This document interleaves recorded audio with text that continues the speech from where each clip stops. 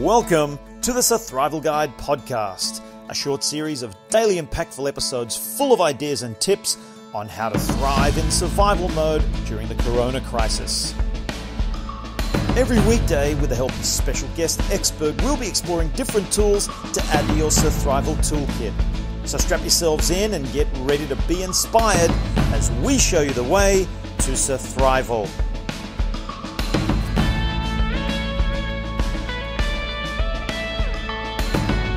Welcome everyone to the Sur-thrival Guide podcast. I'm Mark Stabina, former professional rugby player and now leadership consultant with Winning EQ. And I've created this podcast as a way to expand upon the many ideas and concepts that I discuss in my new ebook, which is out now. It's yours free, so download it if you haven't already. Just go to winningeq.com or click the link below. Now, there's no need to remind you of how stressful and anxious these times are that we're experiencing. We all have our own experience with this global pandemic, which is why today's topic is managing stress and anxiety. And I have a special guest who is an expert on how to manage stress and anxiety. He was bedridden for 2.5 years and managed to pull himself out of it through various techniques, mostly natural and holistic, but I'll let him tell you a little bit more about that. Eric Kussin is our guest, and he is the founder of We Are All a Little Crazy, which has now become the hashtag Same Here global mental health movement, of which I'm very honored and proud to say I'm a part of. Eric, he is a mental health advocate, a crusader, and as I said, through his own experiences and research, an expert in managing stress and anxiety. So, without any further ado, I'd like to welcome our special guest, Eric Kussin. Eric, thank you so much for joining us, buddy. Help us, please. We need you now. Go. Excited to be here, excited to talk, excited to share whatever experiences I can to help people. Thank you, Eric. Can you give us a very short story on how you ended up here? I mentioned the global mental health movement. So give us the short version, buddy, of how you ended up where you are today. So about 6 years ago, this is the last place I thought I would be, talking about EQ and talking about mental health. I was an athlete growing up and then spent 15 years working on the business side of professional sports, NBA and NHL mostly, for league side and for team side. And about 6 months into my tenure of my most recent position with the Florida Panthers, I was a chief revenue officer down there, and it felt like my life literally just hit a brick wall and stood still. My ability to communicate, my ability to concentrate, my ability to focus was gone. It was like a computer where you snip the wires out in the back and it blue screens and it's done. That's essentially what happened to my entire central nervous system and this mind-body connection that we have. And so I came back home to New York, which is where I live now, surrounded by family, trying to find a way out of that. And for 2.5 years, you mentioned laying in bed, I tried over 50 different psychotropic drug combinations. I did what's called TMS therapy, transcranial magnetic stimulation, where they try to wake up the neurons in your brain. And then I was told by a doctor inpatient, as I voluntarily checked into a psych ward, that my last resort, it's a really interesting term to hear from a doctor, was to do shock therapy, ECT, what they call electroconvulsive therapy. And when none of those worked for me and I was still bedridden after that 2.5-year period, I finally met a practitioner who just asked me about my life instead of asking me about my symptoms. And I know you mentioned the high stress and trauma of working in professional sports. For me, what I realized was growing up, it was the buildup of that stress and trauma over a long period of time, of having an older brother who had broken his femur bone, was in a body cast for a year and homeschooled, 5 years of ALL, a children's form of leukemia, went into remission. A month later is in a Jeep accident, lands on his head, cracks his head open out of an open Jeep, loses partial vision in his eyes, in ICU for a month, goes to college, feels a pain in his knee, gets diagnosed with a relapse of the same form of leukemia he had as a child. They have to give him a stronger chemo regimen that sends his body into septic shock. Septic shock sends him into a coma, and for 3 months, he's laying there. We don't know if he's going to wake or if he's going to have any brain activity. Miraculously, again, wakes, and we find out that his kidneys have failed from the rigor of the septic shock. He has to go on dialysis.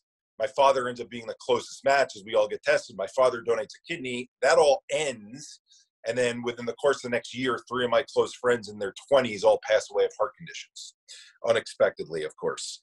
And so I share that background, and I know you don't want me to go on long, so we'll go into the other stuff afterwards, to say that I look at stress, I look at trauma, I look at the things we go through in life.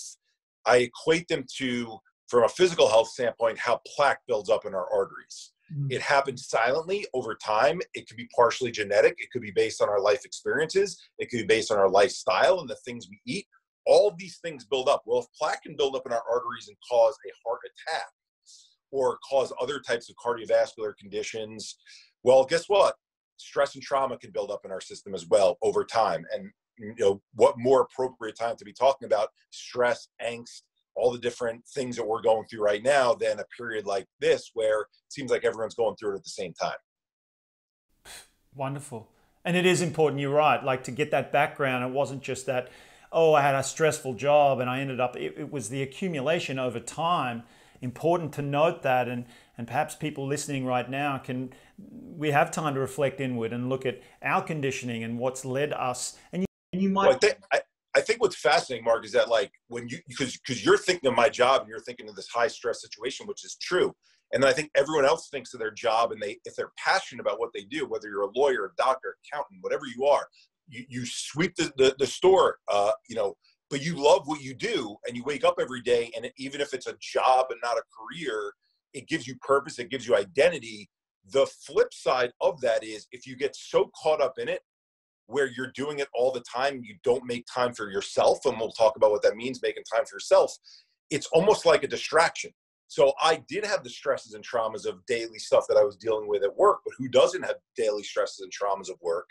But now when you combine that with the stuff that happened from my past and you mix the two of those together, and I didn't do any type of work to try and flush that stuff out of my system the way that we can do work, running, and all those things, and eating well for the plaque that's in our arteries, eventually that builds up and it takes you down, and that's what happens. I'm so glad you said that, Eric, because what I heard there is balance, right? So taking a holistic approach to our life.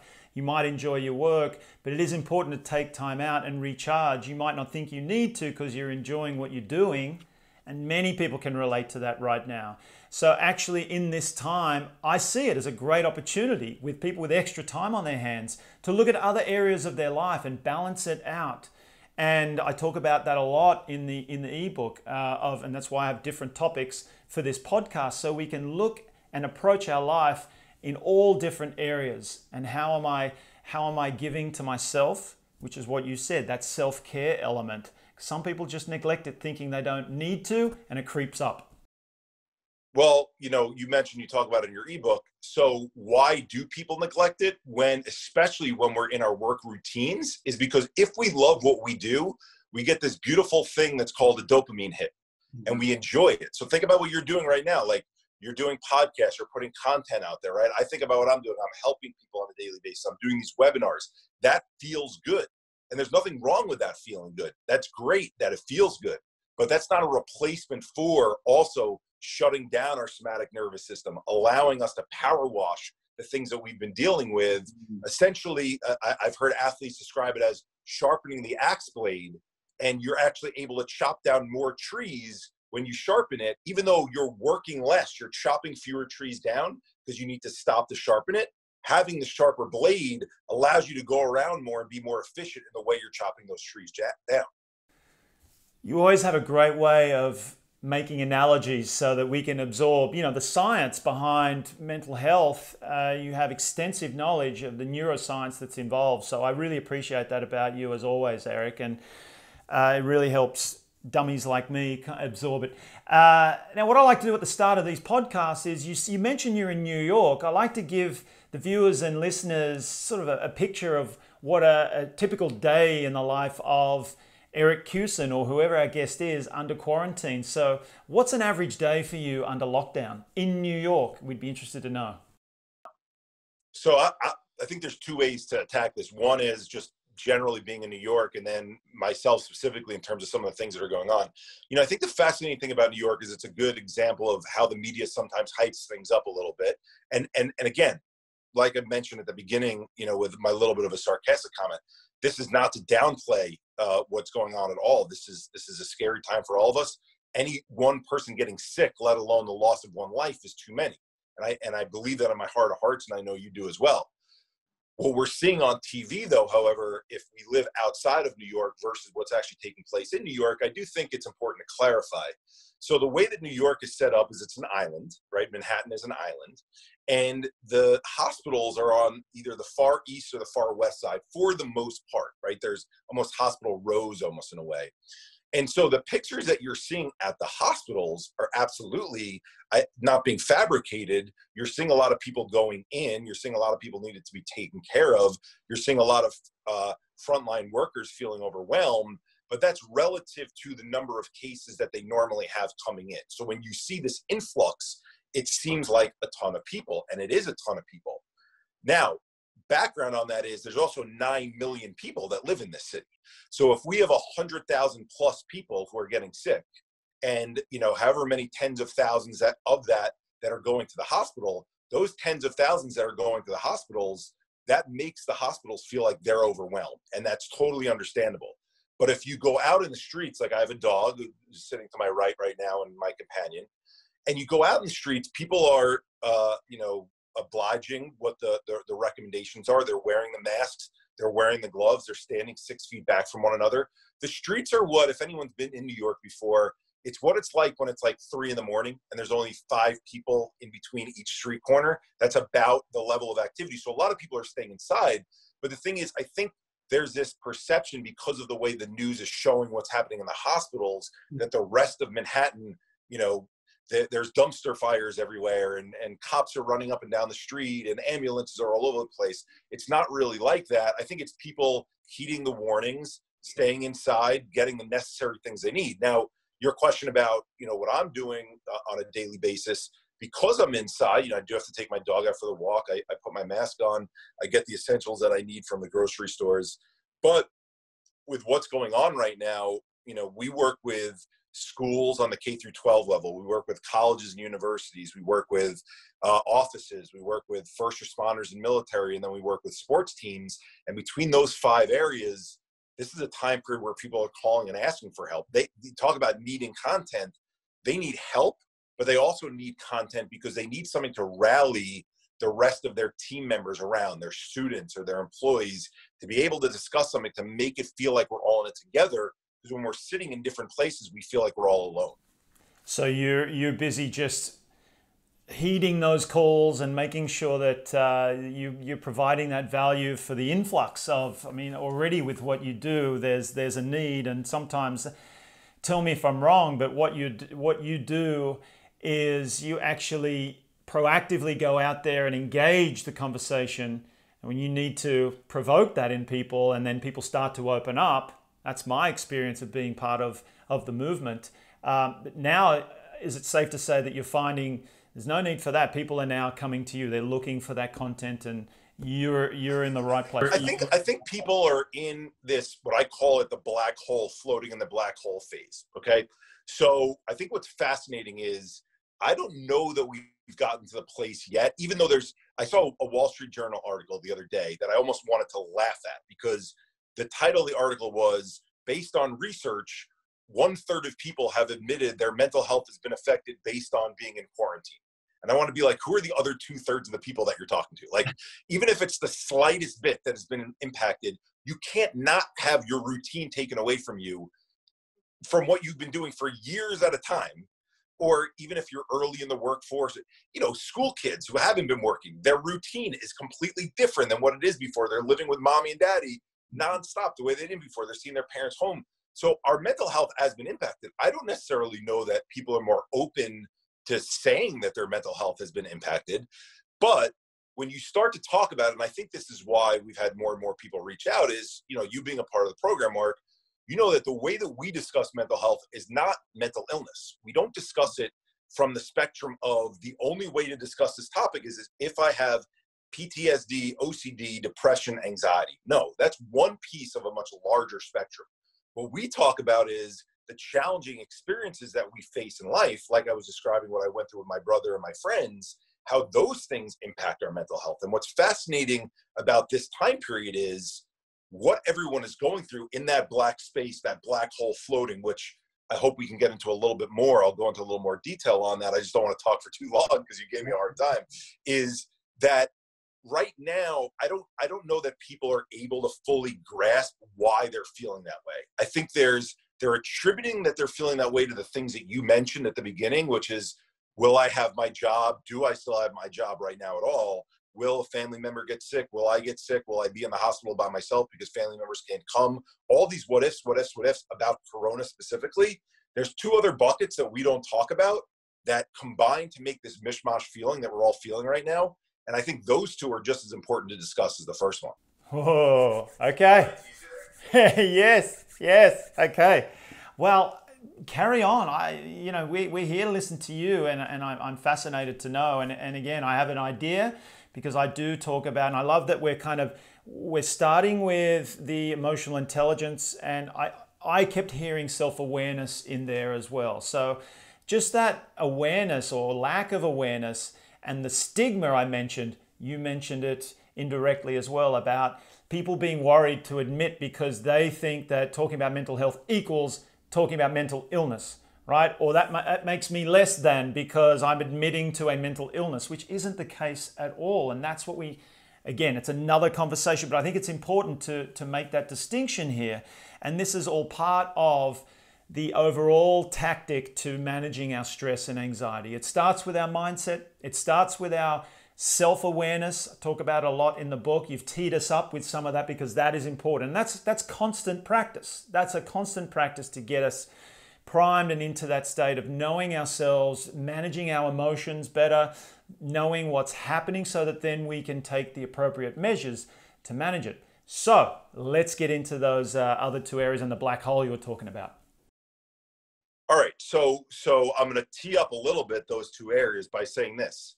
For those of us who've gone further down the mental health spectrum, either tiptoeing towards or crossing the line of mental health disorder, we felt things in the past before Corona ever happened. Things like a term called anhedonia, right? So people might hear that word and say, what in the world is anhedonia? For people who've experienced it, they know full well what it is. But anhedonia is this flatness, this inability to feel any type of emotion towards things. So examples would be, my favorite team is coming on TV, which may not be the best example right now because we don't have teams coming on TV, but the Last Dance with Michael Jordan's coming on. I would typically get excited for 9 o'clock to come around East Coast time for that to turn on.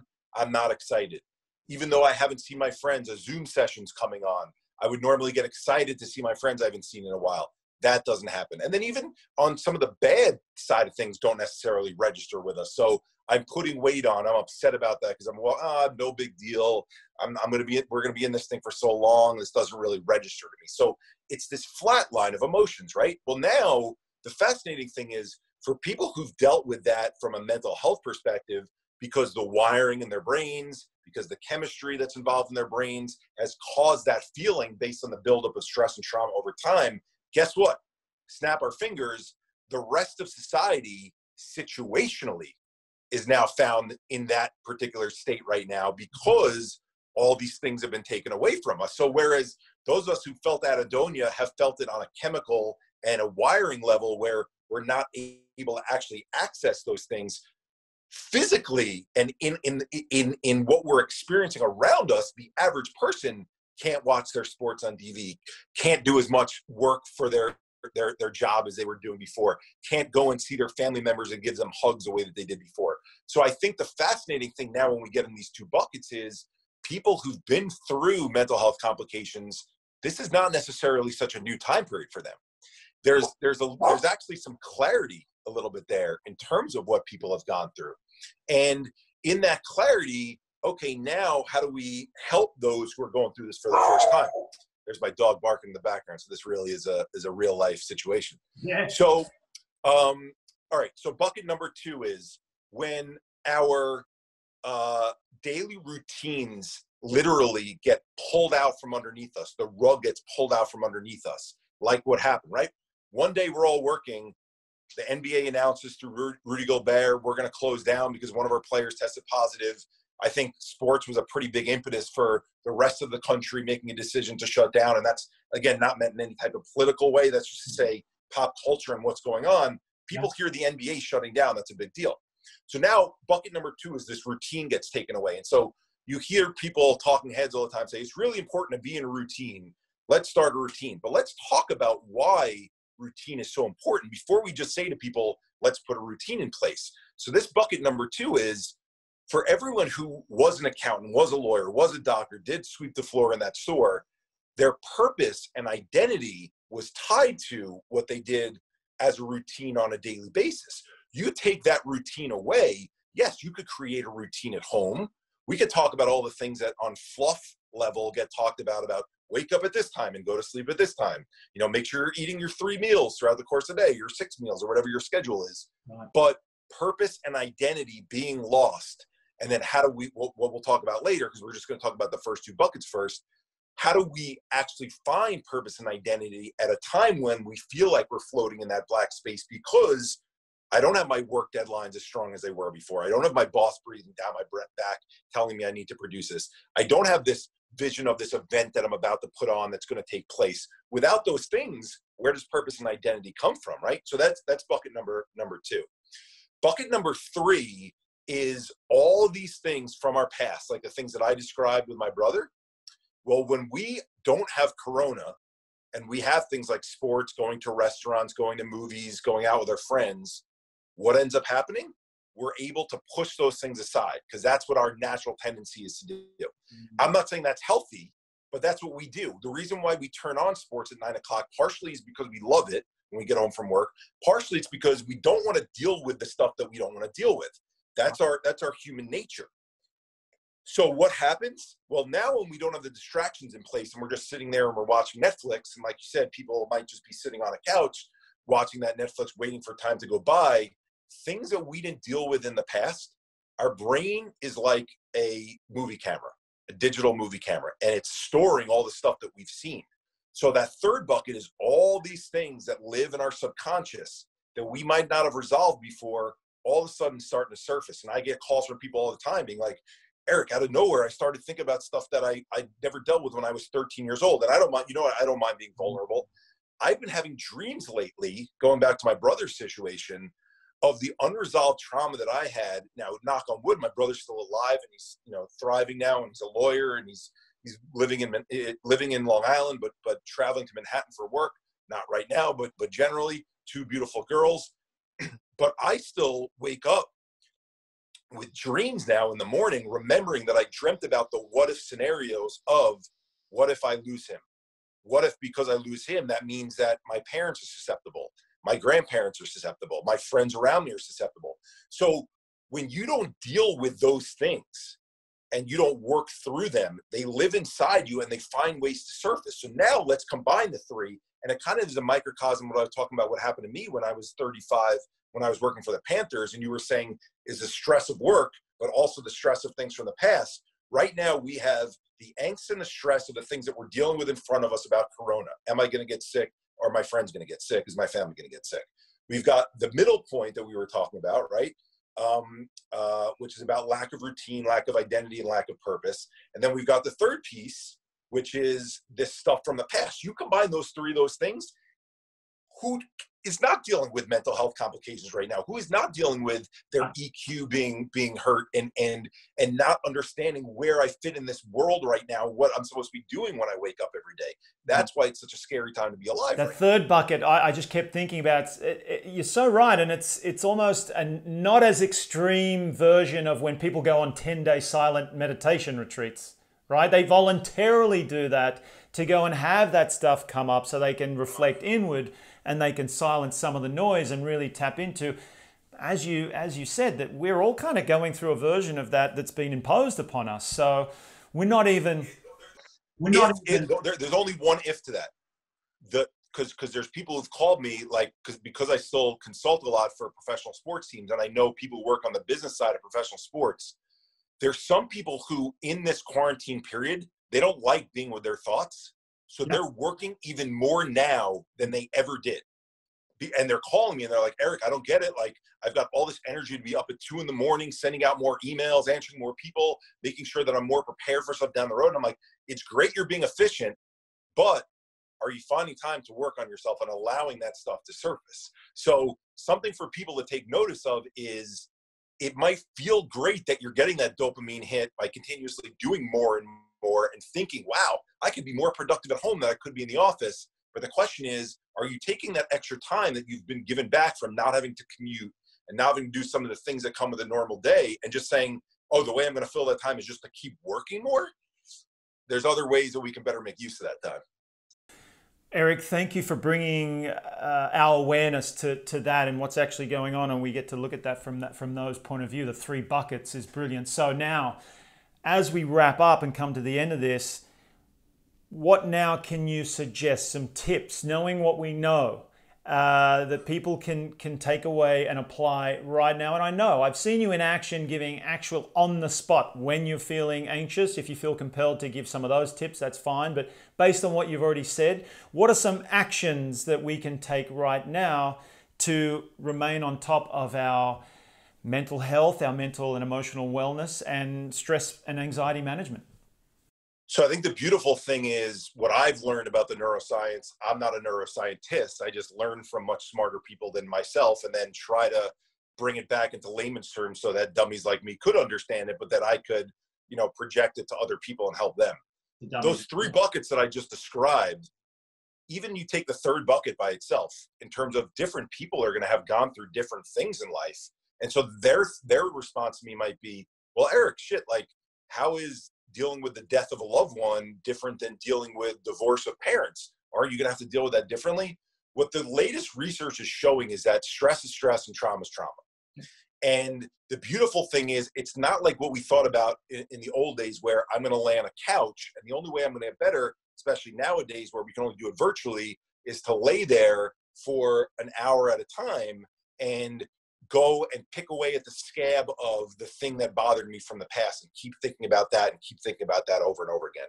So a term I know that you're mildly familiar with, but I'd love to share with your audience, is called STAR, in terms of how we deal with this. So what does STAR stand for? It's an extra R on there. So STAR stands for stress and trauma. So the 2 things that build up inside of us, like the plaque. Active is the middle word for A.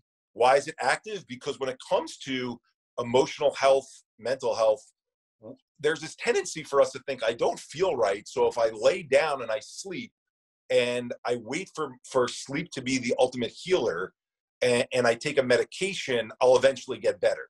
And what we found is, we do need to do active things to move. And active doesn't necessarily mean just running. You were talking about meditation before, which we'll get into. So active, now the 2 R words, release and rewiring. So we're releasing and rewiring in an active way the stress and trauma from our system. What does that look like, right? So the very simple science behind it is, there's 2 nerves there's 1 nerve, but that has 2 branches that goes down our neck. It's called our vagus nerve. Goes from up here, just where our brainstem is, all the way down into our stomach. It's the largest nerve in our body. And it tells the rest of the nerves what's going on in our life. Why does it tell the rest of the nerves? Because the way that we breathe impacts what the rest of our body is hearing. So if you and I were sitting in the room together, and I joked before about a car going by you and I saw the lights go by, now imagine that car lost control and rammed into your wall in your living room right there. We'd all make this sound like this, and it would shock us for a second, which means we're changing the way that we're breathing, right?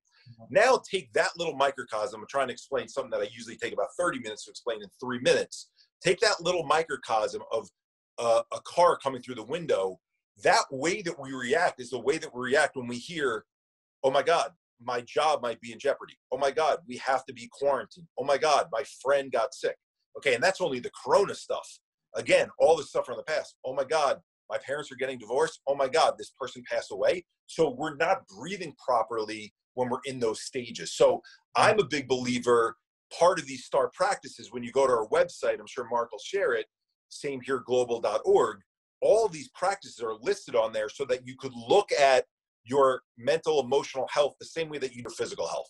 When you go to the gym, you think to yourself, if I went to a trainer or I just went to different things on my own in the gym, I knew I could do elliptical, boxing, kickboxing, swimming, treadmill. There's all these different options for me. But what are the different options to keep myself in shape for my mental and emotional health?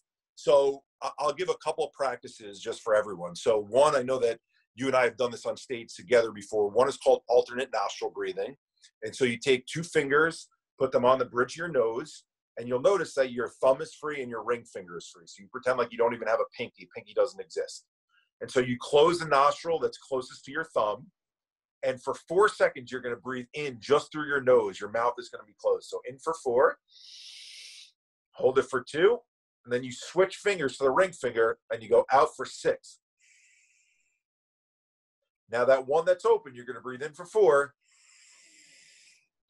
hold it for 2, switch, out for 6. Why does that practice work? Minimum, you want to do that 5 times. I like doing it at a minimum for 5 minutes at a time. Some people do it for 10 to 15 minutes at a time. 2 reasons why it works, more than these 2 reasons, but 2 main reasons. The neuroscience shows us that it's sending oxygenated blood to both hemispheres of our brain. So to get that jolt of oxygenated blood to both sides is great for stability, balance, and just this overall feeling of calm. The other thing is, when we're breathing out for that 6-second period, which is longer than the breath in, we're stimulating that vagus nerve that I was talking about. And when you stimulate that vagus nerve, you're telling that vagus nerve, I'm not holding my breath. I'm not waiting for this bad thing to happen. Everything's okay, normal, fine. I'm all right to just chill and be calm right now. So that's one example. Another example, let's take it outside the realm of breathing, just to give people like a completely different practice to try. So I'm going to give one that people can look up online, but I'm going to show how to do it, even though we don't have the video right here. If you Google it, it's called Kirtan, Kirtan, Kriya, Kriya. And I kind of call it singing yoga, right? Because, sometimes like when we think of yoga, we think of, Lululemon pants and stretching and stuff like that. So people are like, oh, I can't get into that. I can't do that stretching stuff. I'll reserve judgment. So let's talk about how do we do singing yoga, literally sitting still. So there are these 4 Sanskrit words, okay? Satanama. There's four words. What we found with our brain chemistry is if I'm a lefty, if you're a righty, we predominantly use that hand or that foot more often than the other. Well, guess what? Our brain doesn't like imbalance. It likes things to be symmetrical. It likes there to be balance. So the first thing is when we're doing this Kirtan Kriya, and I'll give you all a link to share with everyone, we're singing those 4 words, then we're whispering those 4 words, then we're saying those 4 words to ourselves.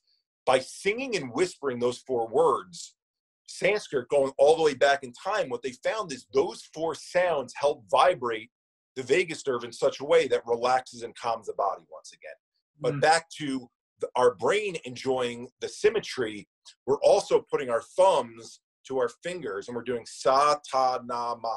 And so you think, really? Just doing that? Yes, because when you're doing it over and over again, it's an 11-minute practice. Your brain is getting used to that you're doing the same thing with each hand. Think about what we do all day. We're washing dishes. Okay, it's only this left hand because I'm a lefty. I need to reach this thing off the shelf. I'm only doing it with this hand. Doing this, and I can tell you, Mark, before I do presentations, I always do the Kirtan Kriya, the singing yoga thing before it, because it not only stabilizes me, it's one of the few exercises that I feel the immediate rush of neurochemicals almost wash over my brain and feel a good feeling from it. So hopefully that's helpful to everyone that's out there. That's just, when you go to the page and you see the SAR exercises that are on that page, you'll see a bunch that you could look at, but I know we have a short amount of time, so I at least want to give 2 that everyone could follow along with. Yeah, 2 that can be done immediately. And again, thank you for providing the scientific background of that, because I'm sure people are inundated with these kind of tips, especially in California here. We've got a lot of yogis around that just like to, it'll just make you better. It'll improve you. But you have a very practical, scientific basis for that we can connect with and know this is why it's actually beneficial and it's working. I don't, not to belabor the point, but I can't buy into a practice unless I learn why it works. Then once I learn why it works, then it makes sense to me and I want to keep doing it. So think about that. If we're going to a gym, why are you lifting heavy weights versus lifting light weights? So I want to put on mass versus I want to get cut up. That makes logical sense. Yeah. Why wouldn't we expect the same thing for our mental and our emotional health? We would want it to be that way, that we understand why it's working, so it motivates us to keep doing it. I say that all the time. It's one of the, I mean, it starts with our brain, it starts with our emotions, probably the area that we know least about, or that we even attempt to know about. We learn all about our bodies, the way it moves, our digestive system, when we eat and what happens, and diets, nutrition, all that sort of stuff. It all starts with the brain and our emotions. So again, that's why you're here, buddy. Thank you so much. How can we support you? How can this audience support you on your mission? Look, I mean, I'm not, as you know about, you look at our social pages, there's not a picture of me up there on our platform. Like, I didn't name this the Eric Kussin organization, not that that would give any weight to it. But me, the reason why we were talking about we're all a little crazy is the umbrella, but same here is an American Sign Language sign. And it's your thumb pointed at your chest and your pinky pointed at the other person. And when people go to our website or they see the logo on our social channels, which I'll give in a second, they'll see that that's what we push, same here, over names. Even though we got people like you and Theo Fleury and Chamika Holtzclaw and Keith Bullock and all these great sporting folks and people from arts and people from music, that's great. But what is their message? Their message needs to be something that's aspirational. And so what we aspire to be is this group of people that have come together, 50 plus right now, who share that just like everybody else, I face a challenge. That's not anything that makes me weak. That's what makes me human. And so, yes, our handles on Facebook is Same Here Global. On Instagram and Twitter, it's Same Here _global. And so check us out there, but not because I'm looking for followers and want numbers to be upped, but I want you all who are watching to get something out of it, to follow along, to feel like it's helping you. And then if you so incline, again, not about liking our stuff, more about sharing your own Same Here stuff, either with us or with other people, using that hashtag, getting it out there to show other people the only way we're ever going to come together as a society around this concept of mental and emotional health is not by telling people to stop a stigma, not by telling people just talk. It's by telling people we all go through something. It's 5 and 5. It's normalized. That's what we're trying to do, is normalize the conversation.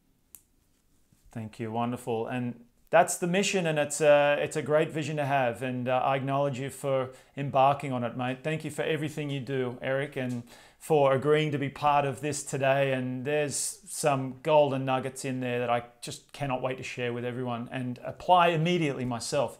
So thanks again, Eric. My pleasure, man. Thanks for having me, brother. Well, there you have it, everyone. Eric Kussin from the Same Here Global Mental Health Movement. Be sure to follow them, be part of the conversation. Thanks again for joining us today. Hope you enjoyed all those tips on how to manage your stress and anxiety as much as I did, and you can apply them to your life right now. Don't forget to download your free ebook, the Sur-thrival Guide, at winningeq.com, and just make sure that you stay safe, be well, and we'll catch you at the next episode. Thanks again for joining us.